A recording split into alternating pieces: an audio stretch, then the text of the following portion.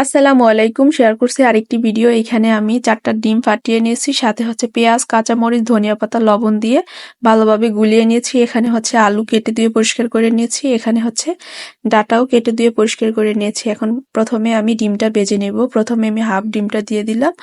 এখন আমি ডিমটা ভেজে উঠিয়ে নিব, আর বাকি ডিমটাও দিয়ে দিব। বাকি ডিমটাও ভেজে নিয়ে এখানে আমি কড়াইতে পরিমাণ মতো তেল দিয়ে আলুটা দিয়ে দিলাম।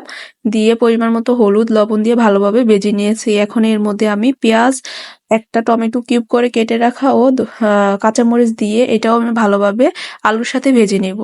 ভাজা হয়ে গেলে এখানে আমি পরিমাণ মতো পানি দিব, দিয়ে ভালোভাবে আলুটা কষিয়ে নেব। কষানো হয়ে গেলে এখানে আমি ডিমটা দিয়ে ঝোলের জন্য পরিমাণ মতো পানি দিয়ে দিলাম। তরকারিটা প্রায় হয়ে আসলে এর মধ্যে আমি ধনিয়া পাতা দিয়ে তরকারিটা নামিয়ে নেব। এই তো তরকারিটা হয়ে গেছে। এখন আমি এখানে ডাল সিদ্ধটা বসিয়ে দিলাম।